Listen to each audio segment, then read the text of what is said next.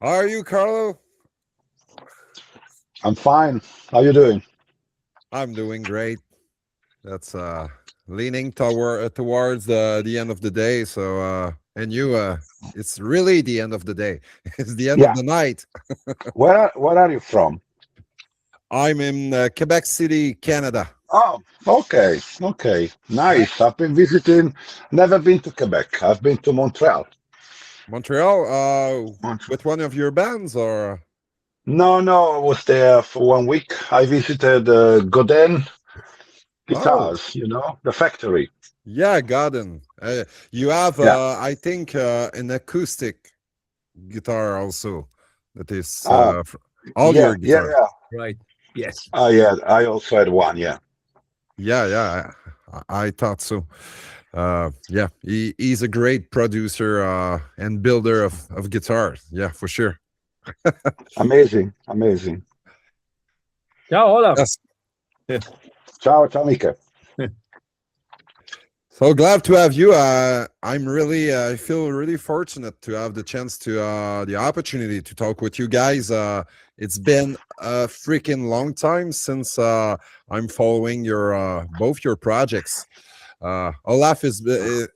I was calling you Carlo because sorry, your real name, Carlo Andrea, I think. Yeah, no And problem.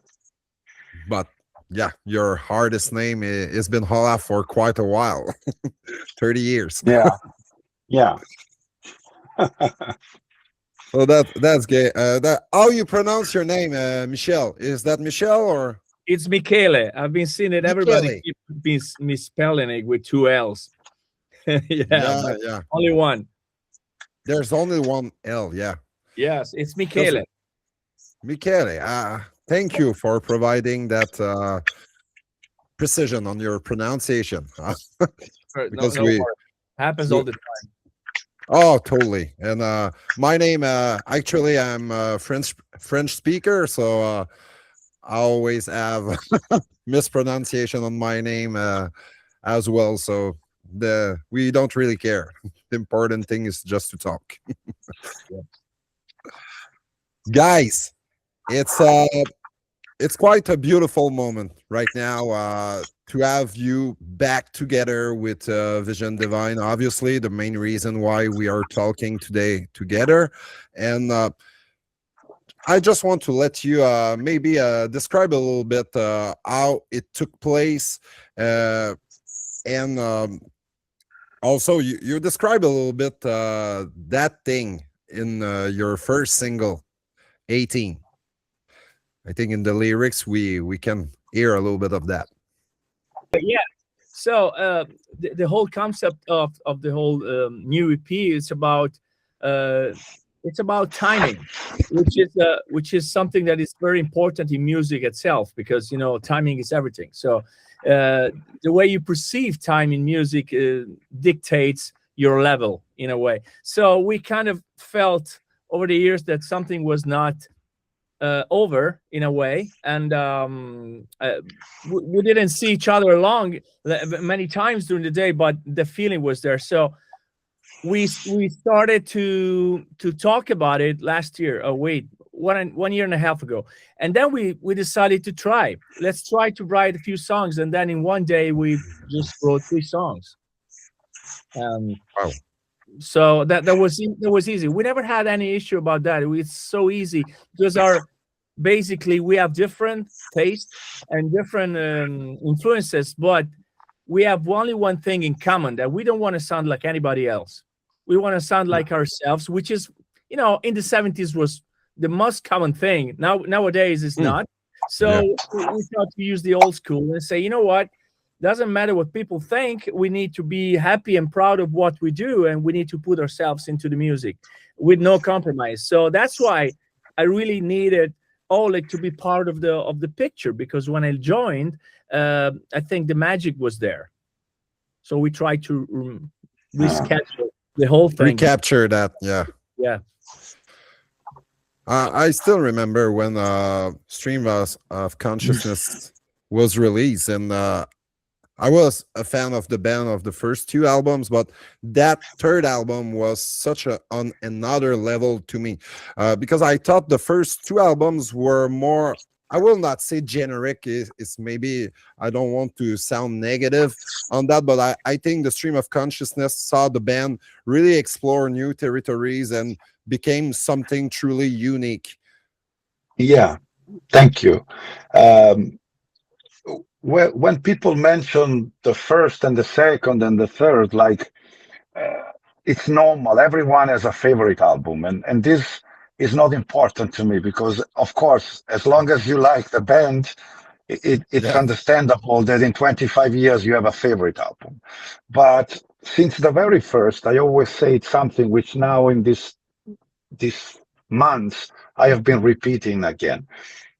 If you listen, the first album, it couldn't have been any different. It was a project supposedly starting as a solo album, instrumental album taken from yeah, my main band back then, which was Labyrinth. So it was not thought as anything different.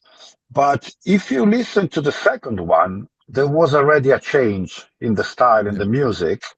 Um, when you change, when you're so young, and when you change, it takes some time. It was not even that much, but it took some time. And as I always say, and as I repeat it nowadays with a comeback, it's not because Michele is here, but I always say that to me, the idea of the band Vision Divine became perfect from Stream of Consciousness onward, because that is a completely different band from my other band I had back then. Uh, and it has its own identity. And as Michele said, I completely agree. I've been always looking for my own sound, for my own style, not because I want to be posh, but because that's what I want to play what I like. And the most horrible thing to me would be to hear someone tell me, you must play this because this is what it sells nowadays. It doesn't work. It doesn't work. Even if it works, I would be slave of something which it wouldn't be me. So this is the only thing I wanted to specify because, of course, for a young band, for a new band, it took some album to find an identity. And after Stream of Consciousness onwards, that's to me the idea of the band. When I say Vision Divine, that's what I have in my mind. Yeah, and the cool thing about it is that if you go back in the 80s and the 90s, every band had their single, the most commercial song in a way. Yeah. So basically, when they write songs, it's like, let's do 3 singles and then let's capture the whole picture of the band with other songs. When we did the 3 songs that on this EP, actually the single was supposed to be the first track, Clockwork Reverie, because Yeah. was the title one. logic to have the prog song, because basically our music is not that easy, but it's not that complicated either. It's just our way to perceive tempo changes and chord changes. That's what we love. But I always push. Olaf can tell. I always push. I think these songs it's not because it's hard rock. It's not because they joined Whitesnake. It's not. It has nothing to do with that. But I think it's a single. I think we should use that, and that's my goal. And I think Olaf's goals too was I want people to listen to the songs. I don't want people to perceive us as a project to go and see once in a while. I want people to listen and follow and ask me and go deep into the music, and that's what we want, and that's what we're trying to do. Yeah. I agree. It's one. First of all, the reaction to our first single has been amazing so far. Amazing, Yeah. and generally, whenever you release something new, you know that there will be some people who's gonna like it and some people who are not gonna like it. But this time, I was talking with Michele. I would say like 99% of the people liked it, and it's been amazing. Um, on the other side, some people wondered, like, and this made me smile because some people say, okay, now Michele from Whitesnake is in the band, and the band turned to AOR or hard rock. But wait a moment, No, versions of the same, colors of Uh-huh. it was in the influence already. Land of Fear. voice, Land of Fear, Voices Out of a Distant Night. Uh, Voices, yeah. Even if we go before, I don't know now, second album, Taste of a Goodbye, we always had this kind of hard rock. Hard rock is not a bad word, it's a root you have. Everyone should have some hard rock in their veins if you play heavy metal. Totally. I have I have the full respect of leather and steel bands, but even those bands, the true one, the big ones, they surely have some hard rock in their veins. As blues, there should be some blues somewhere, even if you don't play blues. But if you play rock, a part of the blues somewhere must be hidden in your veins. Otherwise, you're doing it wrong. Yeah. Also, if you put double bass on 18, I mean, when we shot the video, for some reason, we had to shot the video in a fast motion because the producers, they want us to do some certain effect, and so that was weird.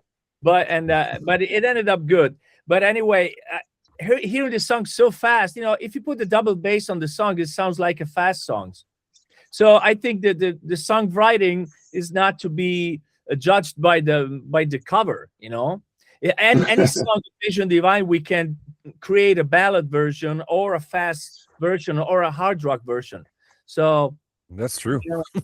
That's pretty easy to do too. So I think that the whole sound we created now, it's more vivid and more in your face, and without the blurriness in the past. Because basically, I don't know if you know this, but basically we always produce the albums ourselves. Yeah, I know. And people and I don't love the sound. Yeah, I mean, I think the best sounding so far was The Perfect Machine, and the best sounding. I'm not judging the songs. That's personal. But if the fact is that we can't play the songs in any way, that tells that the songs have something special, I think. Yeah, I agree. We have like a. It's not a rule, but we have. We often discuss about something when we write a new songs, and my opinion is that when a song is good, it must be good even if you played only acoustic and vocals. If a song is good, it must sound good only with one guitar and a singer. And of course, if you play thrash metal, it's a bit more difficult. But for the music we play, we like melody a lot. And of course, we like some progressive and power metal things, put it as you like. But if you take everything off, what's left is some chords, harmony, and vocals, melody. And if the idea you're working on sounds good, it sounds good already at the first try. When we met together, we put down the first chords. It was already an electric, of course, but it was very simple stuff. He started singing, and it was working. All the rest, double bass, no double bass, whatever, the rhythm, it's part of what we call arrangement. That then you arrange it, you give it a flavor. But the food is already there. If it doesn't work, acoustic guitar and vocals, the song is not good to us. Yeah, I completely agree, and it reminds me an interview I saw with Bad Religion singer Greg Griffin, which is a band I love in punk rock, and some of their songs are melodic, hard rock as well. And he always told that he was like always writing songs with Brett on acoustic guitar before getting the electric elements into them, because when you have the team, you have the main ideas. If it's working on acoustic, it will work with any arrangement, basically. Yeah, I agree. And if I can say this, I think if me, Olaf, and Oleg would realize 3 different albums, they would sound totally different than Vision Divine.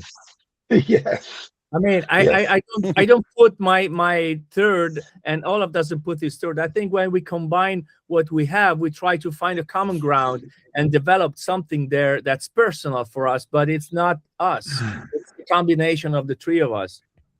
And we talk about this on the third song, on the Andromeda songs. Yeah. we make Yeah. fun. Oh, okay. I can't wait to hear because I was checking the track list of the EP because it was like 32 minutes and I was Mm. like, how many new song there is? And there's 3 new song actually. Yeah. There's an intro, there's the title track which is over 7 minutes. So I was like, oh yes, there's at least a song that is probably a little bit more progressive. I'm a big Yeah. progressive fan. So I was glad and I love the single because it's maybe a bit more straightforward, but it briefs a lot. The melodies, the hooks are really memorable, and the guitar solo is quite long. And I love your guitar playing a lot. So Thank you. I Thank you. can take 1 minute guitar solo for every single song. But I love the fact it was longer than usually in Vision Divine. Your solos are quite short. Not It was not intentional. You mentioned the solo was long, and I didn't realize until I heard your video. But and I say, yeah, well, maybe yes, but I'm not. It's not that I'm not interested. I can play a long solo if it's needed, but actually, to me, a solo it's just one of the many part of a song, and I it doesn't need to be 2 minutes long, you know. Even if you play very complex and technical stuff, everything you can say it's already there in a few seconds, I think. And I care of the melody much more than the technique itself. Technique is important, of course, to keep the whole thing to a certain level, let's say. But I much care the solo must be part of the song. Like there's a verse, there's a pre-chorus, there's a chorus, there's a melody going on. When the solo comes, if it changes completely the atmosphere, the mood that is not no. needed, it's a fail. Even if you play all the technique you want, the solo must just be something that adds to the song, not different. Like, hey, it's my turn. See how good I am. And nowadays, Yeah, that's the what can you problem. do? What can you do? I mean, with all the technology, especially, what can you do, technique wise, that people would be surprised? Nothing. You can do something sounding good and add into the song, and just it's like launching again the ball for the striker, which is the singer. Then you open again for the chorus. That's it. Yeah. Yeah, Also, yeah, go ahead. there's another thing that's very interesting. I think it makes people realize more what we do is that we use certain chords and certain. I mean, the bass and the core and the keyboards and the guitars, they don't always do the same thing. That's not very common in the metal scene. That's more common in the Genesis or yes, but that kind of prog, but pop in a way. And another thing is that we always, I think Olaf told me this 20 years ago, but I always realized that we always think in major, not in minor. So Yeah. even if you play a minor chord, I always think about the major because it's more natural. That's why certain hard things that we do, we want people not to strive to listen to that. It doesn't have to sound But like our minor is technically a major because the minor we play is nothing but the sixth grade of the major scale. Now we go to technical, but we yeah, never we rarely, no, it's not that we never do, but we rarely do something which is 100% minor. Most of Yeah, the times our minor, if you are in C major, it simply means our first chord is A minor, but it doesn't mean you're playing A minor. yeah. And that makes a difference because it's like it's less blurry, it's more energetic. So I think the thing we want to communicate with the music is power, but not power like Uh, power like energy with the within the music and the chords and the phrasing, which is not very easy. But that's what we like, and we hope people likes it too. That's our hope. I think what make a a big difference in your sound. It's there's a lot of feelings, a lot of emotion, because like you said, a lot of power metal bands will be more. They will be epic, they will be grandiose, they will be powerful, but there's not always a lot of emotion. I think for Labyrinth and for Vision Divine, what I always hear in the sound is a lot of emotion displayed. in the vocals, but also in the guitar playing. So Thank you. what you said about But it's really, yeah, thank you. To me, it's really important to specify whenever we mention other bands, I'm always afraid, like, as we're putting a line where we are the best and the other are not. The truth is that, and I say it in the best and good way, I don't care what the others do. Of course, I do when I listen to them as a listener, but as a musician, my band is different. It's not, I just say because I'm proud of my band. It doesn't mean I consider myself better, but I don't want to copy the others. I don't. Even the few times we do, it's not that we do, it's we are inspired. Every musician is inspired by others. yes. And and what is working in this band, that's why I have so much fun making music with the guys. We have so many different roots and inspirations. Michele has his own history, his own bands. I have mine. Oleg has his bands. Everyone in the band has, I would say, a high culture in terms of music. And when we write songs, I do my part, and I never like the other guys do. I never suggest the others what to do at the first. When we work to the song, then we start brainstorming so we can give ideas to the other, suggestions, making requests. But I put my guitars, and then my part is done. Then Michele starts with his job, and Oleg does the same. And this is what makes our music so peculiar to me, because I can add keyboards to a song, but I would never add the same keyboards because Oleg is completely different. I can write a melody, of course, but my melody will never be the one that Michele chooses because his background is completely different. And that's what makes the band a perfect melting pot of different styles and inspirations. Yeah, and also we like what the others do. I mean, Yeah, that's the main. we really do. We don't try to compromise in a way. So I think musically we're very, in a good way, egoistic. When we do our music, we want to please ourselves first, which is the big difference between, if we say that, this between like a performer, an artist, and an entertainer. Like, I never ever care what people think. If I put too many words, if I go too high, if I go too low, and I never do it in spite of that. I don't try to provoke people. I try to please myself. That's the only thing. And then if I say that I'm too into myself and I'm not listening to the others, then I say, wait a minute. I think we grown up like this. I mean, it was so easy writing together. I mean, maybe too much. It was like a joke, so in a way. But I think it's a matter of respect on what we do. It's pretty common what I'm saying. But sometimes, sometimes you say things, but you don't do it. I think now we're very aware of what we say is actually what we do, which is good. Yeah, I agree. Yeah, because you all have your own influences, but you have a common ground that you can bring different elements, but at the same time, like you said, the melting pot creates the sound of Vision Divine. And it's not someone trying to write all the songs by himself. It's like you bring Olaf brings something, Michele brings something else, Oleg brings something else, and all the ingredients melting together is the sound of Vision Divine. And that's quite interesting that you're part of Labyrinth and Vision Divine, and both bands sounds quite different, even if they are both in power metal with progressive elements. But the musicians are different. The composers are different. So it cannot be the same. Vision Divine, as Labyrinth, as Michele, other bands, I don't know.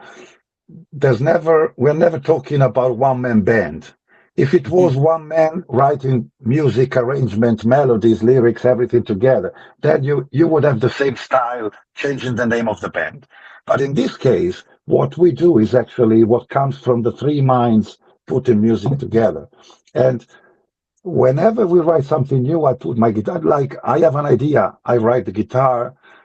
I just build a very simple structure. I give to the guys, and then I'm really curious to see what comes because the fact is, I am a fan of Michele as a listener, but I cannot think as Michele. So I'm always curious to hear and listen what is going to put on my songs. Yeah, And I we're not. never give, and I never give him any hint at first. I just want to hear what the others add to my music. I hope it's the same to them, but more or less that's how it works between us. Yeah, if I may say this, I don't think we're trying to impress each other, which is good. I don't try to impress Olaf. I don't try to impress Oleg, No, because it's a matter. I don't need to prove myself, and I don't need they don't need it too. Because once you Mhm. decide, you're there. That's one thing that I've learned playing with foreign bands, older people older than me, is that you don't have to prove yourself all the time. No. Otherwise, it's like being in school. That's boring. I call it more as a matter of respect. I like and I respect the other people I'm playing with. This is to me is the minimum needed to be in a band with other people. I need to respect the other musicians I'm playing with. I need to feel like I'm the last one in the band. Like I must learn from the others what they're doing. This is what I have whenever we do something together. I think it's a great foundation in every relationship actually. It's true in a band, Uh, it's true in with family, with friends. If you have the fundamental respect for someone, then you can progress and have something but better. I've always been like this since I was a kid, since I was a teenager. When I formed my first bands or whatever, I always wanted to play not with the best ones, like in a Western. It's not that I want the best gunner, but I want to play with people that when I listen to them, when I look at them on some shows, I think I would like to play with them because they are adding something. If I feel I am the best one in the band, then it's a problem Yeah. because I know I can bring 100, but I want to reach 1,000, and alone I cannot make it. That's my idea of a band. That's why there's a band. It's not a solo career. A solo career is completely different. Very respectable. You have your ideas and you make them become music. But when you play with other people, that's what I need. I need them to give me more. Give me more. That's why I'm so grateful to them. Yeah, that's the summation of those three minds that are working all together and not trying to prove that I'm the best or my ideas are best than yours. It's just more we share the ideas and we contribute and we make choices at the end.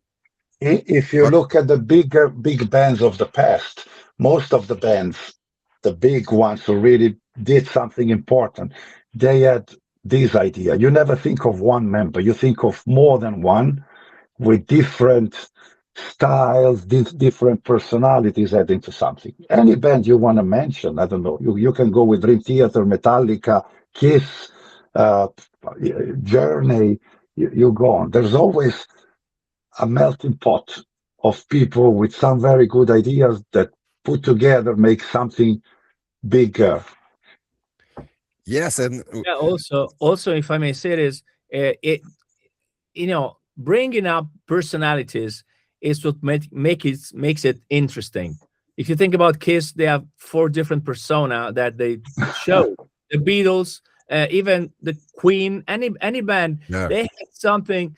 Uh, I mean, you would feel more. Of course, you get impressed by the singer, but you also like the chillness of the drums of the drummer or whatever. I mean, you need all these personalities, just like in a family, and it's just like in a movie. You need different characters. Otherwise, it's getting boring. If you see everybody screaming for the same thing, it's more like a sport. It's not art. You hmm. know. Yes, and very often you will see a band that have something really magical all together, but you will hear side projects from those members, and it's just uninteresting. It's like they have a very special chemistry all together, but when they are playing their solo project, is not as interesting. Yes, there are some exception, like we'll talk about Symphony X. I have that T-shirt right now, so I'm talking about Michael Romeo. This guy will do a solo project. His two albums are amazing, but it's different than Symphony X when he's playing with Russell Allen and Michael Piniella and Jason. Yeah, but also people have expectation. I mean, when you listen to a band like, for example, Kiss, when they did the four solo albums, they were great albums, Yeah. but they were totally different from Kiss. So probably people did. I mean, you cannot judge like a tiger by how big it is, or an elephant how fast he is, So if you listen to the Paul Stanley solo album, it sounded more like Kiss than the others. But the point is, who cares? I mean, if you need to give the artist a chance to express himself, otherwise it wouldn't be a solo album. And I think Absolutely. would be interesting to one day. I don't know if we're ever gonna do this, but maybe bring one song. I bring one song. Olaf bring one song. It's gonna ruin the whole album. If we ever do, okay, I'll do what I do, you do yours. It's not like living in a condom. I mean, you need to live. You need to realize that the unity is of intention is what makes it great or bad, depending.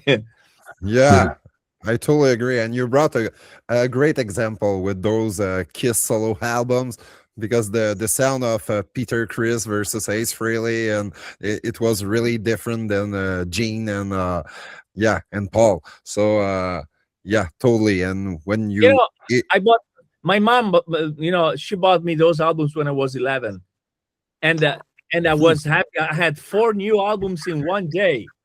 And I never said, "Oh, I need more guitar, I need more." I just loved them because I was very open-minded as a kid. But I'm sure everybody else complained because there was no guitar on Peter Criss. It sounded like a. But as a listener, when I listen to the albums you're mentioning, now we're talking a lot about Kiss, but it sounds it's one of the biggest bands ever. When I listen to those 4 albums, as a listener, as a young listener, I could still hear one of the ingredients that when you put them together was making Kiss. Exactly. It's not in every song, because a solo album, that's why it's a solo album. People were free to explore different sounds. But there are many parts which, when I was listening, I said, okay, this with Paul Stanley and Ace Frehley, that was making Kiss. It's like Freddie Mercury when he was doing his solo songs. Yeah, it was more poppy. It was more poppy, but the voice was still there, and you could hear there was something. Then I listened to Brian May's solo album. It was more rock. But again, there were parts when I could imagine the two things put together would make Queen already a big chunk, and then you still miss the bass and the drums. But that's what a band is to me. A band is a mix of different experiences and personalities.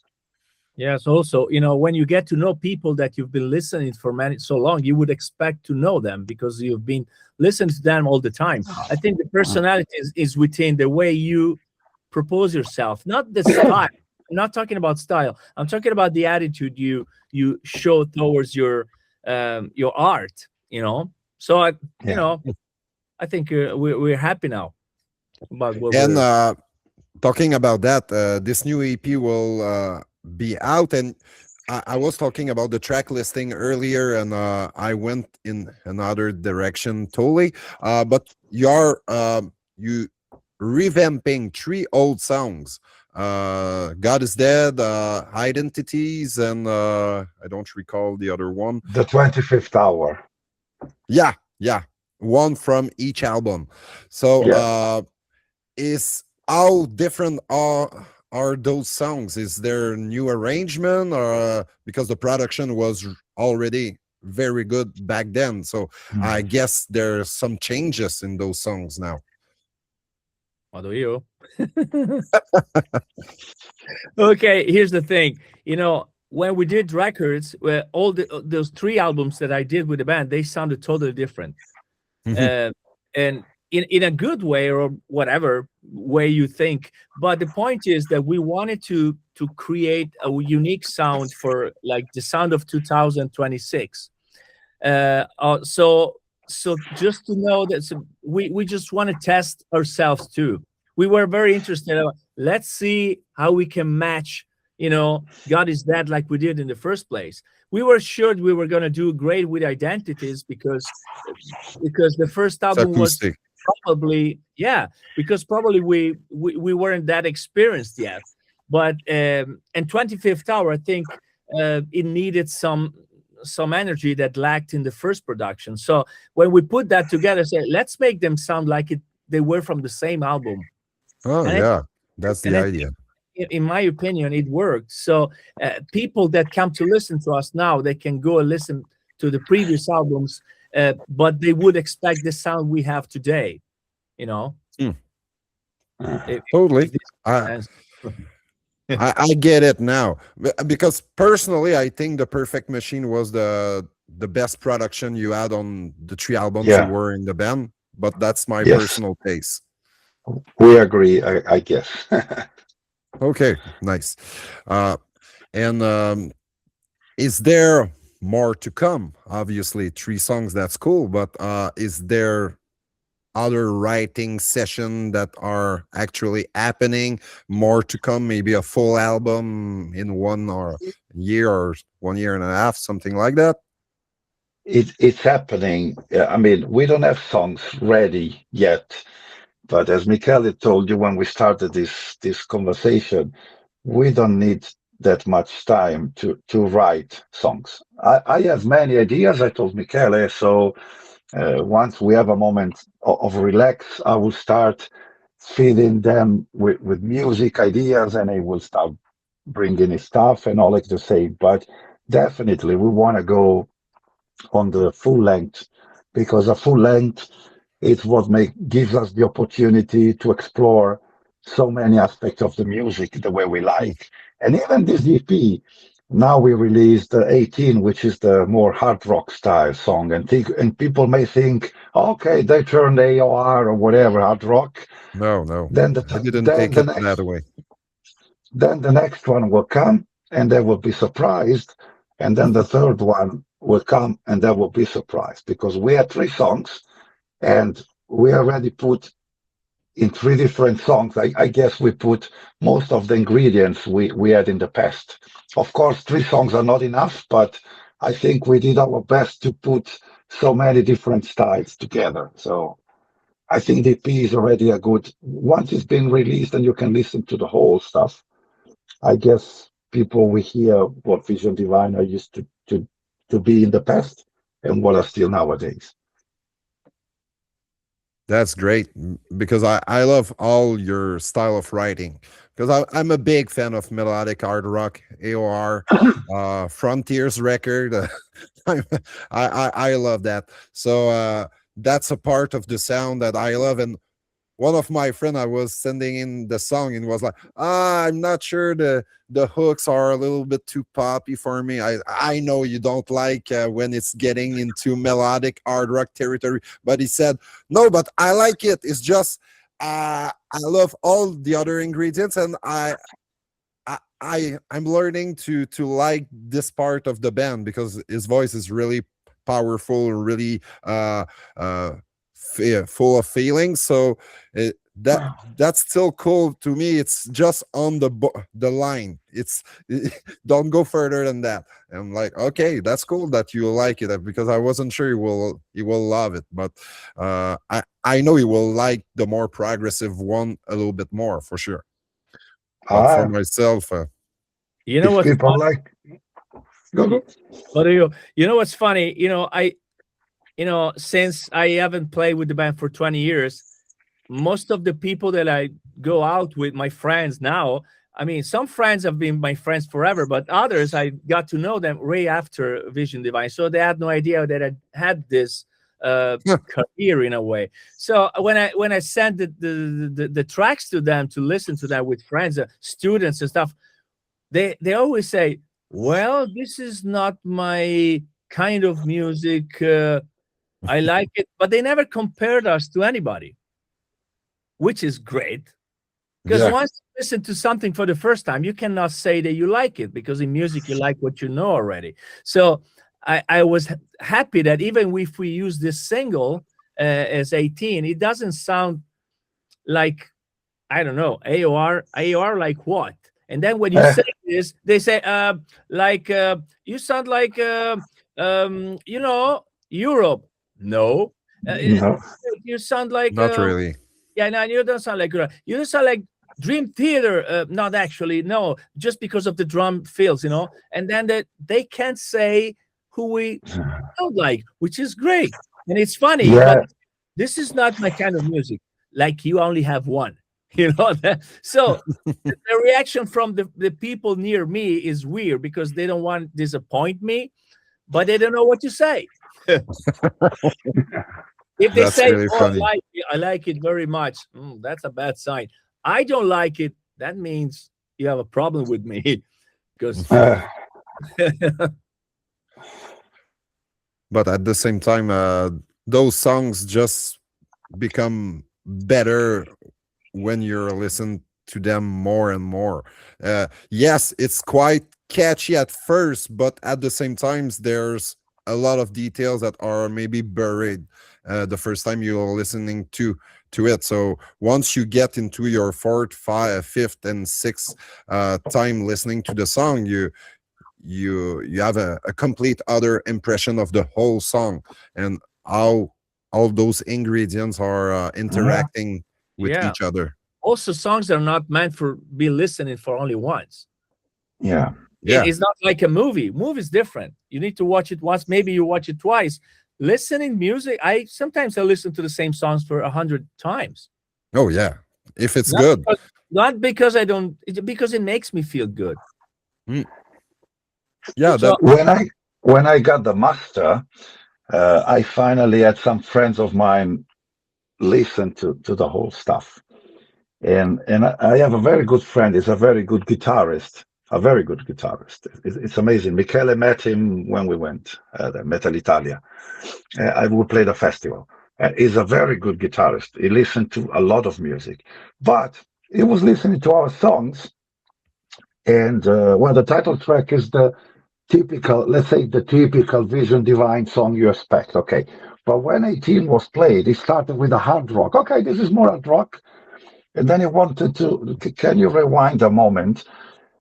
He was afraid to tell me something. He said, "I don't know. It sounds like there's two songs playing together." He couldn't understand. There was something in the air until I was worried, like, okay, what's going on? And then I knew what was going on. The music he plays is the standard power metal, where if the guitar plays A, C, E, C, D, the bass plays E, C, D, and The same thing, yeah. yeah. As Michele told you before, our music is full of different positions. The bass almost never plays exactly the same that the guitar does, and so the keyboard and then the vocal goes, and that was completely putting him strained. Like he was listening, there was something weird going on to him, and it was the bass, because the bass is not playing dun dun dun dun dun dun dun dun. It was different, and he was saying, okay, that once he noticed, sorry, he was listening again, and he say, oh, F dot F fuck. He said, okay, now I get it. That I need headphones to listen to it. No, you don't need headphones. You just need to get used to it. It's a different way, but that's even the most melodic song is not necessarily so easy as you may expect, just because the verse or the chorus sounds epic. The Beatles I'm are the very best example of that. Yeah. There's a song of Beatles which is going to turn you crazy, because they play. I don't remember the title. There's a horrible as a musician when I was young, but there's a song with A, F, G, A, F, G, and then suddenly the F becomes minor, and then you don't know what's going on, and then you need to go. I was going there, checking with the melody, trying to explore why they did it, and we will never know if they did it because they simply liked it like that, which is my most probable answer. They changed to F minor because it sounded good. Yeah, I think it adds some richness to your sound to have that, because I realize with time that usually the songs on an album that will click immediately with me are the songs that maybe a few years later I will not listen to those songs anymore, and I will like other songs that didn't click with me at first, but then I realized, oh shit, it's a grower. There's so many things I wasn't catching at first that now I like, and it's happening. Once you hear it, you need to know a little bit more the song. It's not clicking immediately with you, and those songs are the one that are sticking with you forever, I think. Yeah. Also, if I may say this, I think the most interesting part of 18 is the verse. I think the pre-chorus and the chorus are something Yeah. that would have been right like 20 years ago, in a way. Maybe we did it in a better way, but I think the verse is what makes the difference, because basically it's a soul progression. So if you play with soul with an electric piano, it sounded like something that we never done before. Yeah. I that part I thought that you will brought like the double bass drumming. That's a riff that you could have put that double bass drumming, and I think I say it in my when I was reacting at first to it. I was like, okay, but at the end it will have been cool to have some double bass drum, but at the same time it's probably cooler not having it, because it breathes a little bit more and we can concentrate more on your vocals and on the riffs that Olaf is playing. That is fucking cool, but there's quite a lot of picking. It can be see as a power metal riff that can go fast. But if I'm not wrong, maybe Michele remembers better, but I think that specific riff came as last, because first we wrote the song, we wrote the chords, there was some idea going on, but I think my guitar riff came as last once we were all together in the studio, and then we needed something to actually work as final version. Then I put it down like that. That was exactly where Michele is talking to you now in his studio. Yeah, there's something that we're gonna reveal maybe in a video or something. You know, the title track of this song was Jufria, which is one of my idols and one of Oleg's idols. So the whole verse started with a Jeff Jeffria. Yeah, Greg Jeffrey. Okay, yeah, I know the man. Yeah, I love him.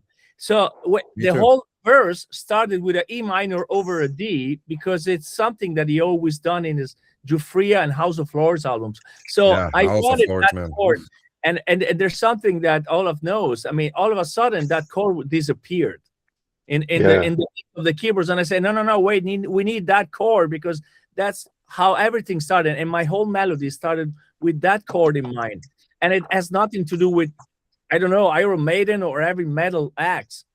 So that's why, and then Olaf just created the whole riff without the bass on the guitars. So the bass does another thing too. So the combination of the keyboards and guitars and bass in the verse is pretty strong, but it's very complicated, because if you don't play it exactly like you should, it's like a broken glass, you know. Yeah, it sounds great when everything is tightly done. Yeah, because the melodies are complementing each other, I guess. Yeah. It's like when I listen to the verse, I listen to the music, not myself. I like the chords. I don't care about. It's like me. I'm not the guy. I'm not humble. No, I'm just saying that I love the chord progression, and then the chord, of course, I take charge. But the verse makes me feel great, because I'm just pushing something with a big orchestra in the back. That's how I feel. I think that's a really strong part on that song, and I really love all the pre-chorus goes into the chorus. It feels like one unit is like a storyline that is building, and then boom, you have all of it. And I really love how it's done. It can be seen as simple at first, but it's not simple. But it Uh, sounds like simple, maybe, but yeah, there's that's more to it. It's complex, not complicated. yeah, Yeah, exactly. that's a It's word. the to me the best always is when you finally make it to write something which sounds good, sounds simple in the good meaning of simple, like it sounds easy to anyone. And then when you try to play it or you try to play a Oh, cover of it, then you realize it's not as easy as your ears were telling you at the first yeah, listen. That that's a means sign of good songwriting. there's a lot of work behind. It's not a 5 minute song. 5 minute songwriting. I mean, it's not a Yeah. 5 minute song. Will it be possible to compose maybe longer songs? Did you ever think about that? The possibility to explore a little bit longer songs, because your longest song is probably around 7 minutes, and there's one on this new EP. Was it ever a thought that you had? Maybe we can try to go longer to write, I don't know, a 9, 10, 11 minute song. Just brainstorming with you guys. Well, what people do not know is that originally Stream of Consciousness was supposed to be a single song, One 1 hour song. long. The problem is that those who ask like you probably never had to deal with labels. The labels Nah, the labels are not happy you when don't you like give that. them the intro. In example, was not an intro, was part of the title track, and we already had to split them to make the title track a bit shorter. Because when they see 7 minutes, 8 minutes, 9 minutes, they suffer because they think of Spotify, YouTube. It's not. Yeah. Yeah. I get it on a commercial standpoint. I get it. I'm a That's not us. Personally, I would like to. My dream is maybe before I retire, I will ask the guys to write a 1 hour song. But again, it's not a matter that you choose and then you do it. It should come naturally, and yeah, it comes or not. you never know. Sometimes, generally for us, we don't care how long it is. We never think, let's write a 5 minute, 6 minute, 7 minute. We write the music, and when it's done, we feel it's done. And then we see, okay, it's 9 minutes. What do we do?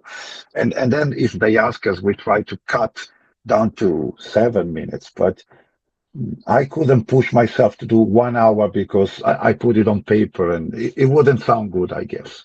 Yeah. Uh, You know what? I think our songs, uh, I know it sound cheesy, but they could be great in a movie more than people that does cinematic just because they use more orchestra and strings, stuff like that. We don't use a lot of that because it's not it's not in our style. I mean, we love strings and stuff like that, and they're very cinematic in a way. But I think the the the the dark sound we have and the bright and the colors we have in our songs, maybe if it was part of a movie, we could write like 1 hour song.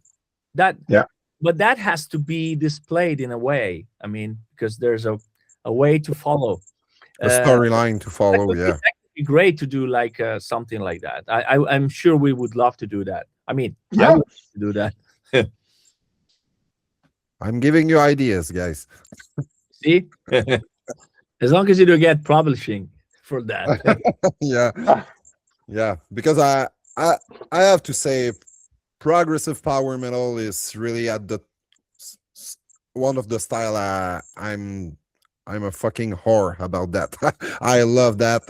Bands like Circus Maximus, Seventh Wonder, the bands that successfully will blend those two style. Blind Guardian are great doing that. I love it, but I like sometimes to have my music way more simple too. And when you can combine both in one album, there's shorter songs, longer songs. It's just even better, I think. But the important thing is good songwriting. Short, long, we don't care. A long song that is just over complicated and you're missing the point, or it feels like three songs that are just entangled together that doesn't fit together. It's not good. I will rather have three different songs. Yeah, yeah, I Because agree. the longer you get your songs, the more complicated it is to make them sound good and really cohesive. You don't have to make it longer because it has to be longer. It's No. you need to have something in mind as a target, an aim, a goal. As Michele said, if they would tell us, why don't you write music for a movie, then there would be some goal to reach, and then you would start thinking about some music to do that. But I couldn't choose. Okay, now I'm going to write a song, and it's going to be 1 hour long. Why? Why? I mean, it's it's.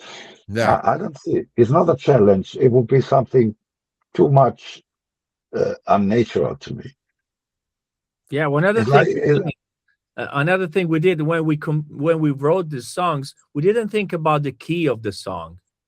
Yeah. We never changed any key. Like, oh, let's do the song and then we'll see how it goes. it's always ready. It's always ready. The first key it's the final key. Yeah, and that's very uncommon if you think about it, because maybe I can't sing that. Maybe the guitar needs to be tuned in a certain way. We didn't care. We just that's how we started. So when we put the chords together, they need to sound good from day one. Otherwise, you get used to that in a certain way, and you write a song in a way, and then you put in another key, and it's a completely different songs. I've been playing with bands that have to drop the songs from the original versions, and it's something that I don't like much. I don't like to sing songs in another key, other than the original. There is one thing we never did in 20 years, more than 20 years. We never discharged one single song. I would even say we never threw in the trash, not even one guitar riff or one melody, vocal melody. Everything we came out with has been put somewhere in a way or another. Oh, Always. wow. That's interesting. I never That's thought quite about a it. statement. Wow. Think about it, Michele. Sometimes it happened something weird. We were writing a song. This happened to me and Oleg, of course, many times. But we start with a song. There's something missing. We had an idea. The idea is not good, but it's not good in general. It was not good for that song. So we put the idea aside. We find the right part, and the other idea we put it together and made another song with. Really interesting. Yeah, we never. Well, nothing is think- wasted.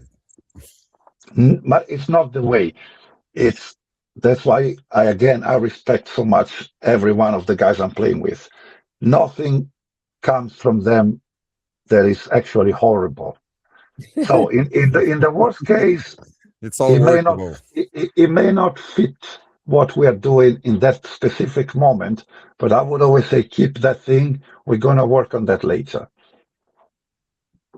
And I don't like the fact that you can draw and think about it, you can undo it and throw it away. And it's something that, he's saying this, but even in my albums, I never. I'm very jealous. I'm very jealous of my idea. When I come up with something to the point that I dare to have the other guys, to share. Once I dare to share, it means I'm very convinced about it. And if they say we throw it, I would be offended. Like, okay, there's something wrong. Either I'm wrong or they are wrong. And thanks God it never happened. Many bands write 20 songs and then they choose 10 for the album. We never did that. If we know the album is 11 songs, we write 11 songs and it's done. And sometimes they will release on another version, a bonus track or two, and you realize the bonus track was better than the whole album. You're like, sometimes. Yeah, it happens. do you want to tour a little bit for to promote this return of Michele and Oleg? Hopefully, yes. Hopefully, yes. We have already some shows planned. We Yeah, are I saw already the set working. list. We are working to an idea of another tour in Latin America. Oh, Uh, it's we are getting closer to hoping. me. I was talking with Michele. We are with this new week. We will be start talking about hopefully Japan. That's our goal now would be to go back to Japan because we have been missing for many years. I mean, the last time we played together was 2007, I think. No, 2005. Five, you're right. So it's 20 years. Yes, Alive. Okay, so yeah. basically you played just in 2004 and 2005 together. Japan. I Oh, mean, And oh, you we want to talk go to about Japan. Japan, only Japan. Okay. Well, we will talk about this with our agency, and we will definitely. We are one of those bands who love to play live. At least I talk for me, but I think I can talk for Michael as well. Everything we do is worth it. All the challenges we face when we are recording, writing, it all gets a meaning when you make it to play it live. Yeah. All our music is built to be played live. We are not one of those bands who play tricky secrets to make the album sound good, but then live you cannot play what you recorded. Sounds like shit. What Yeah. what we do, what you hear, is what we play live. And personally, I want to play live the music I write. So to me, live is much more important than the studio. I agree. I saw you play on the 70,000 tons of metal. Okay, that was 2 years I was ago. there at the late show, and Okay. I caught up all the set lists, and it, it was so late there wasn't many people because it was Yeah, like it was like 4 in the morning, four something in the like that. morning. Yeah, I But there remember. was still like enough people to enjoy, Yeah, and I was was like, good. finally, I see Olaf on the stage, and I'm a fan since Return to Heaven the Night, so it's been I think I was alone there, wasn't I? Maybe I don't remember. Maybe it was just one guitar. yeah, Yeah. Okay, then I yeah, remember. Yeah. Yes. but it sounded great. Seriously, Yeah. I thought the band was, especially to play during the night, it's not easy. And I thought the band was really energetic, and the sound was really good. And I just thought the set list was too short, but it wasn't on your hand. That's It the was. time you had. It was 4 a.m. Yeah, So, yeah. I will have take the double the time because there's yeah. so Yeah. many good songs to play from Vision Divine. And could could I ask you? I heard some things, I read some things, and regarding the departure of Ivan, uh, could you Oh, tell me your piece just quickly? I cannot tell you much because when things have been decided by others and I could only accept what already happened, there's nothing I can tell. Ah, Uh, okay. There was no it, discussion. It was just there was no discussion. It was just like that. So I'm not going to talk about it anymore. And especially now that we have a new, no offense no, taken, no, no, not at all. I don't want to be rude. I'm just saying, You're not. I'm talking about new music just released. We are here. It's me, Michele, Oleg. It's the band the way I love it. And I would close anytime they ask me something like this. I always promise myself I will end it with this. Everything happens for a reason. Thanks God it happened. Yeah, but personally, I'm really glad it happened. And when I heard the news that he was leaving, I was like, I hope so much that Mr. Luppi will be back. And when Thank you. you announced Yeah. that, I was like, oh my god, it's out of this world, because I did know that you were not in Whitesnake anymore since Whitesnake is done. Uh you had to cancel the remaining of the last tour, I think.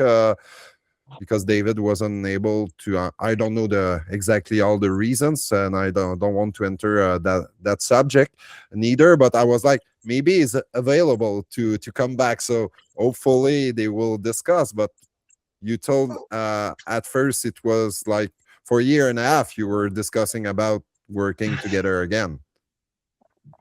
Yep. So that, yeah, everything happens for a reason, and I'm And at the right moment, when it yeah, happened timing. years before, we also had to change the singer again. We even had the chance to meet with Michele, but back then it was not the right moment. It wouldn't have been the right moment. We wouldn't have made it the right way if we were forcing it. This time, I think the first time we met for dinner and we were talking about this possibility, I had good vibes since the very start. We were having dinner, you remember, Michele, and I saw that there was this possibility, and it was easier than before. So it could have been done the proper way.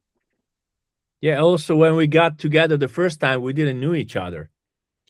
We didn't Yeah, know each other as a person. So when I think there was a lot of misunderstanding.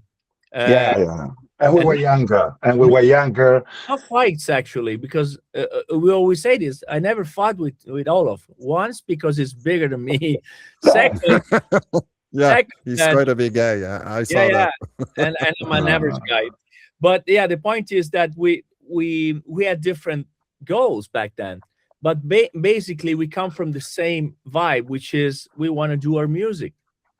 And sometimes you can, sometimes you have maybe like I did. Maybe you have a opportunity to create like my super dream to play with Whitesnake. That was my dream since I was a kid. Wow.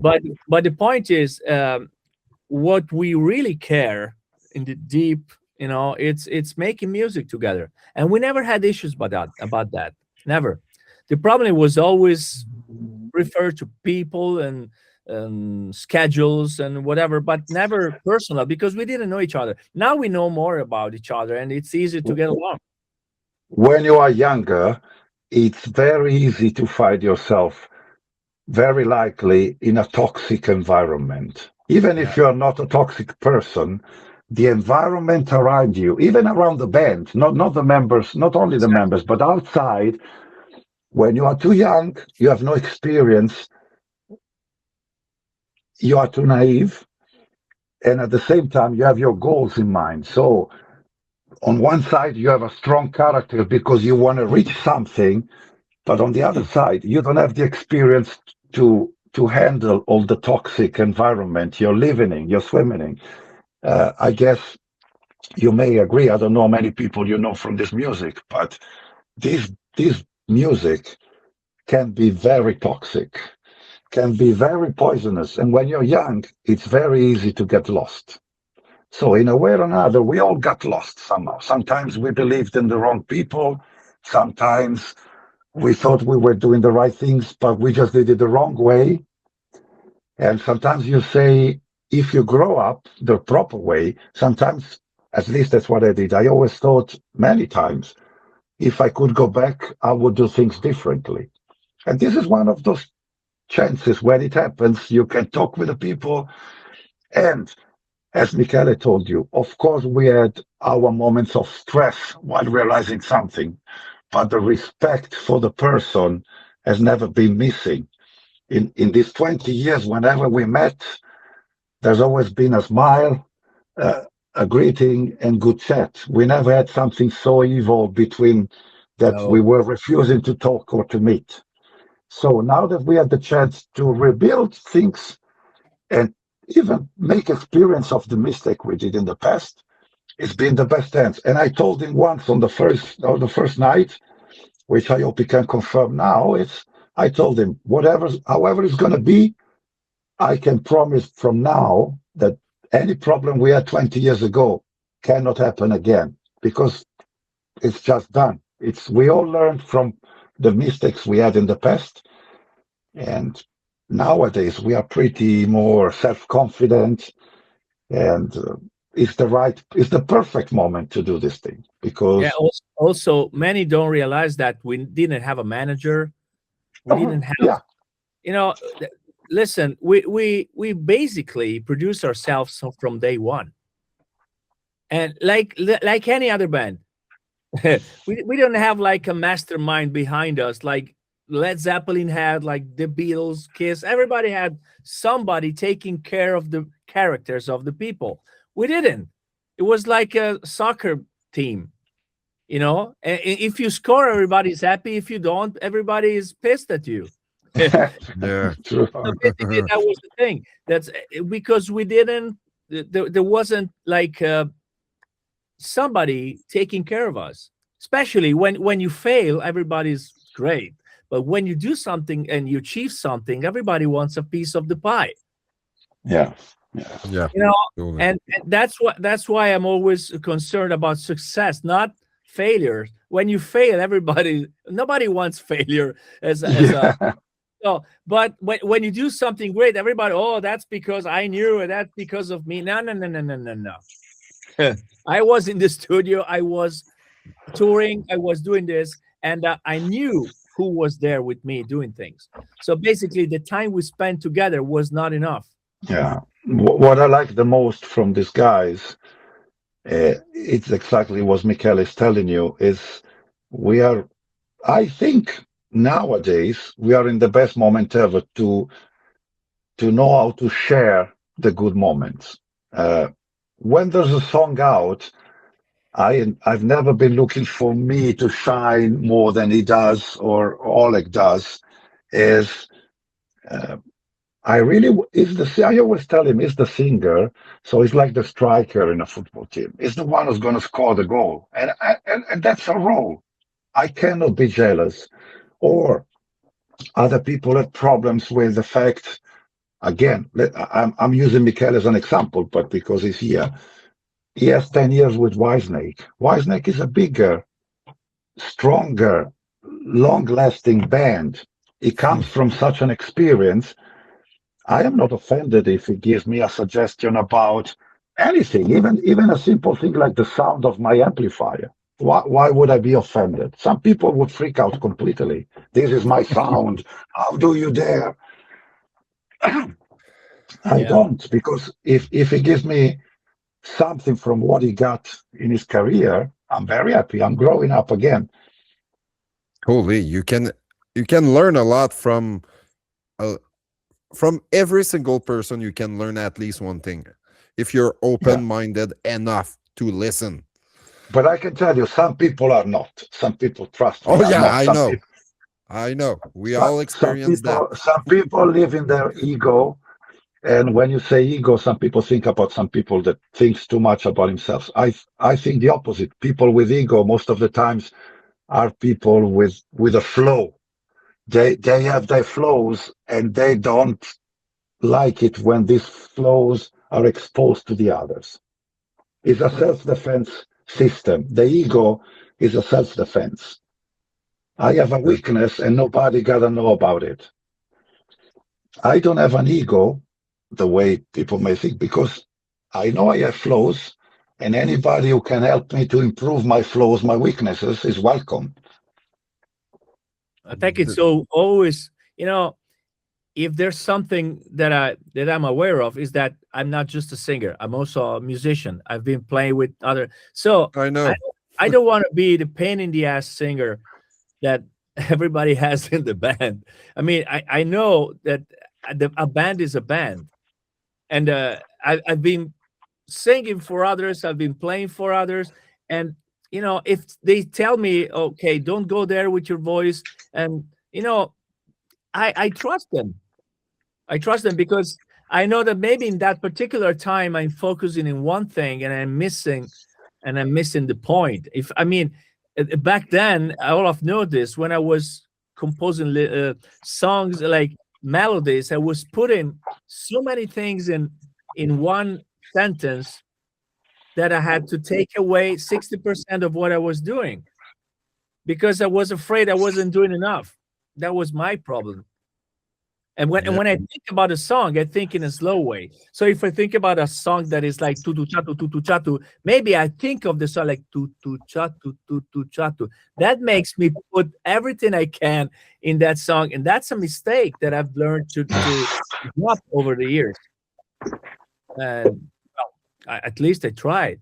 I mean, if I listen back to some of my melodies in the Perfect Machine, when I listen back, I say some songs sounded better. Some songs, shit, I could have done more with less, you know. And this time, when we did these three new songs together, it didn't happen. I mean, we didn't overcomplicate things. We tried to make them sound better and think about the sound and the sound of the guitar and the sound of the keyboard and my approach with the singing, but not trying to fill the void with insecurity, like putting too many things, you know. And I think that's good because it gives more organic song, and either you like it or not, you listen to it.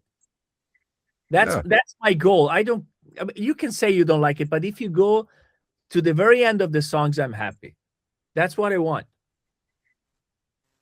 Totally. And I didn't knew you were a multi-instrumentalist, because I have listened back then. I think it was released around 2007, your solo album, Michele Luppi's Heaven.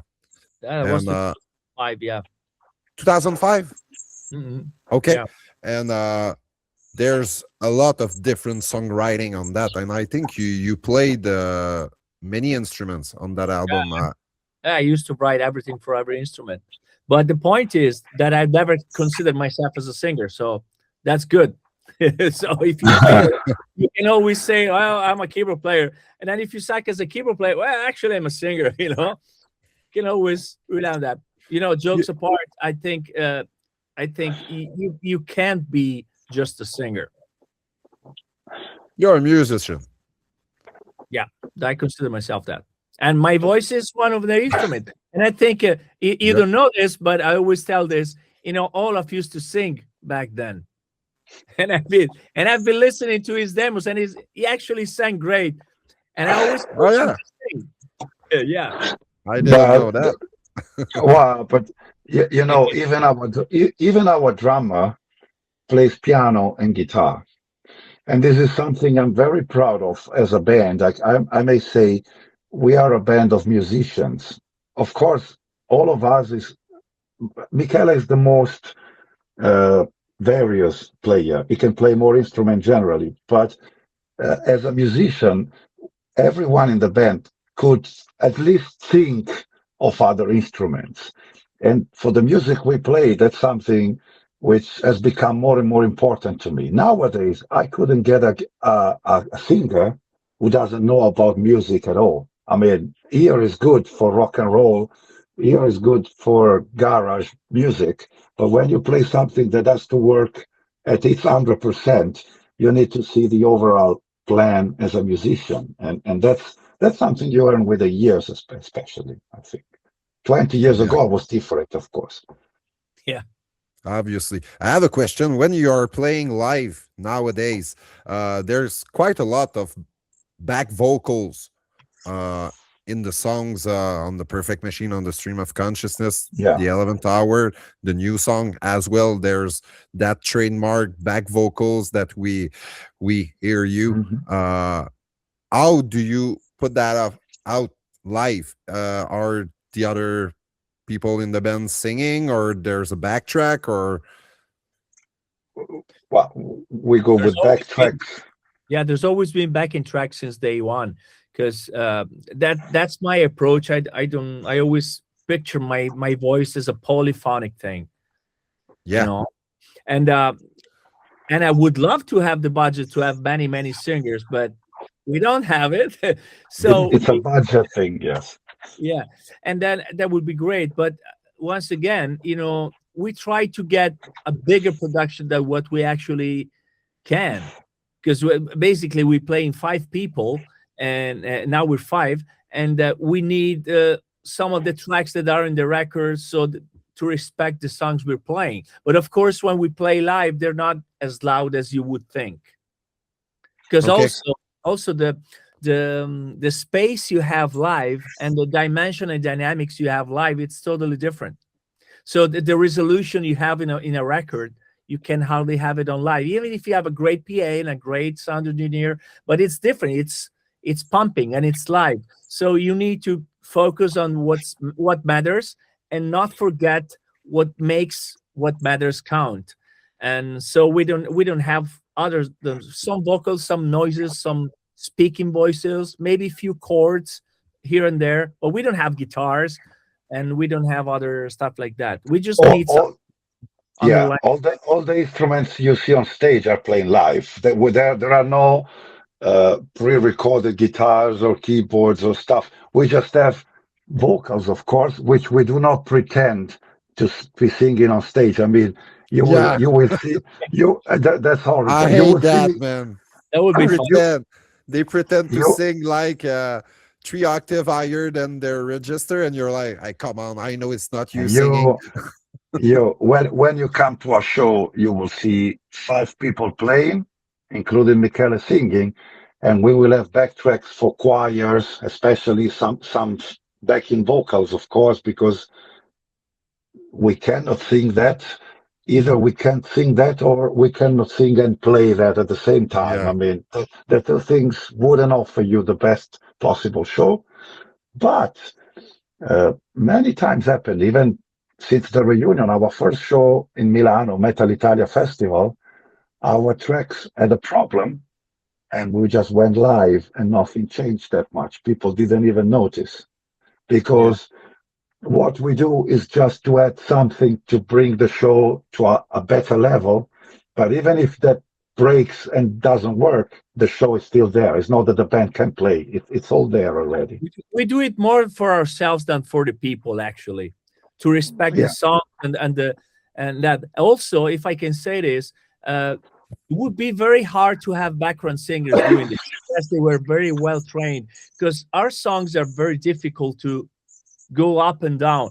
When I was in Whitesnake, we were 4 singers and we sang all night, but that was a different sound, different approach, different kind of music. That you can do it, but ourselves, that will need to have a proper production, like a multi-millionaire production, to have many singers. Actually, sometimes I do like 10 parts, different parts. You need 10 people for that. You yeah, need 10 people to train and stuff like that. So maybe we just get away of something that's not very useful, like answer voices. There are some answers books that I called Richie Sambora books. When you sing a line, there's another guy try to be in the picture, but we get away with those.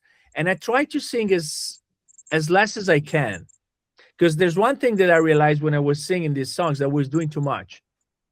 And now I try to make it more solid and not too annoying. I don't want to annoy people with my 100,000 notes, and I feel I want to be able to do them, but in a way that people actually can swallow it and digest it, even if they yeah, don't know the songs.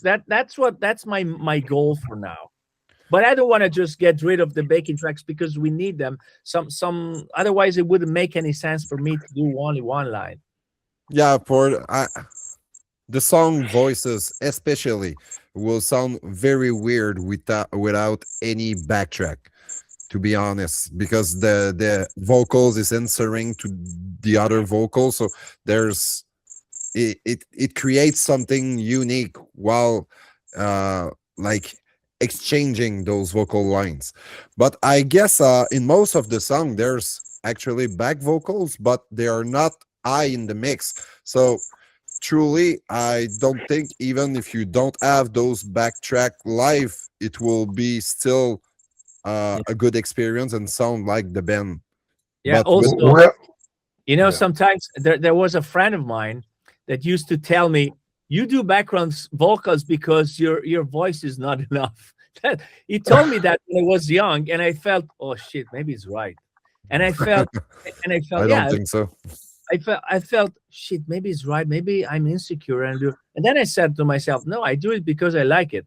I always done it since I was 17. When I record my first demo, I couldn't know how to make background vocals, but I did it anyway because I loved it. I love when the background vocals comes. I really get happy. I really get happy when I hear that.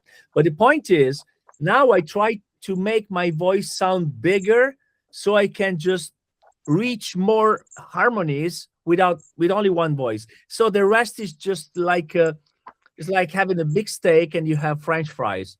I don't need different steaks in a way. That's a But good analogy. but actually, me- I really felt bad when this guy told me, and I was young, but I felt, oh, maybe it's right. I was in a weird place when he told me that. I couldn't think of a different way of making voices because also many of the bands I loved from my teenage years are bands like Kansas, Journey, Oh man, love my that thing. favorite band, Boston, Kansas, Asia, man, Boston. Yeah, uh, love then those. Queen, all different styles, but all of them don't have a simple voice there and nothing else. So even as a guitarist, when I write music, I like to think that it's going to be rich in terms of melody and harmony of the melody. I think it's a big thing in melodic hard rock to have big, strong back vocals, Yeah. and that's a thing that you don't see a lot in power metal. It will be more orchestral vocals, big The But songs that's go choir. why fast. Yeah, But that's why and even in our most power metal songs, our sound is still hard rock-ish yeah, and I love because that.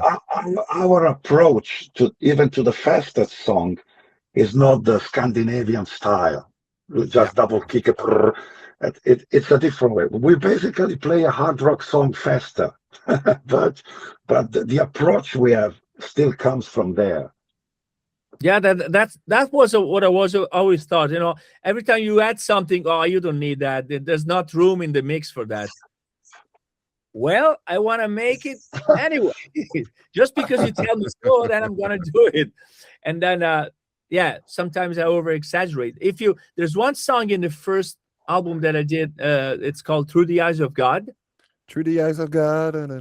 Yeah, I Yeah, love that I song. mean, I think that was the first time that I actually said to myself, maybe I'm doing too much, but I said, but I like it a lot. So I did it. And when I listened back when we did the first rehearsal, I got to listen to the songs and I loved it. And I hope we're going to do it live soon. And Yeah. but if you listen to other songs like Fallen Feather, there are some songs that I did very little. Not because I couldn't add stuff, but because I felt that I shouldn't, in a way. And then I did Through the Eyes of God. I say, fuck it, I'm gonna do I call it my word. I'm gonna do many, and then I do Secret of Life is one line. No, I want to do more. And then there's one ending, the ending part of Secret of Life. There's a lot of that, and Yeah, and then the guys loved it. If Olaf told me I don't like it, maybe I would have done my records differently, you know. Yeah, but that's not happening because again, I respect what the other do. I like what they do, and it's very rare that we get to the point where someone is telling the other one, "I don't like what you did." It's the most extreme moment is when someone asks if we can change a chord or or some rhythm in that specific part, which is part of the natural process of writing a song. But yeah, I think Yeah. I cannot think of anything more extreme than that. And any of us know if they suck. I mean, there was like the Yeah, verse of I mean, I don't need Olaf to tell me that the verse of A Clockwork wasn't great, because it wasn't. And then I worked hard to make it fit, because it needed to be. It was the first song on the EP, so that was the hardest part on the record. That's something that really I had to work on. But other than that, the rest of the songs were super easy. Like Andromeda is a fast song, it's super fast, but everything came out so naturally. The yeah. verse of Clockwork was the hardest to make it work. Well, it Maybe didn't help. it's idle. It didn't help the harmony of the verse. The harmony of the verse is pretty challenging anyway, because I had this good guitar riff. Again, it sounded so good, and I say, okay, it's gonna. I don't know what he's gonna sing on that, but I like it so much. I give him, and let's see what he makes of it. And in Yeah, the end, it made something good, yeah. something great. Yeah. Needed some work. Hey guys, I am playing hockey in 1 hour, so I need to eat a little something. I will ask you first. Thank you so much for taking the time for enjoying You're the welcome. conversation. My goal is never to ask as many questions as possible. It's just to have a great conversation and let it go, and we will see where we are heading at the time we are talking. And it was really interesting to hear you two talk about that reunion, how you wrote those new songs that I can't wait to hear the two other songs on this new EP, and I can't wait to hear more in the future from Vision Divine. And I think that's the best version to me of Vision Divine. I don't hold anything on the two other singer. Thank you. Obviously, I love Fabio, and I will love to see Fabio come back in with Luca and all the band together in Rhapsody. But I know they will do some shows in South America. But sometimes you have few version of a band, and I think for Vision Divine, that's the best one. That's the one that the identity is really strong, and Michele, you need to be part of that. So I'm really glad. Thank you. Thanks for your support. Thank you so much. So, Leah, as a conclusion, would you like both of you to say anything to anyone that is watching this because he's a fan of Vision Divine, or because he's a fan of music in general and was just intrigued to watch this interview? Would be great for our audience or fans and stuff to interact more with us about the music. You know, I only care about the music. I don't care about anything else. So it would be great for us to have a following that actually are there for the music, for the energy, and for the enjoyment of the music itself. So I really hope that's gonna happen. I'd like to have a fan base that actually follows me for what I create, not because of me or my persona or my character, whatever. I'm not into that. I really hope that people that we will give a chance to the new songs and come and listen, and we're gonna give our best to deliver the best concert possible. I think it's very possible these days with because back then the social media weren't there when you were in the band at first in 2004, 5, and 6.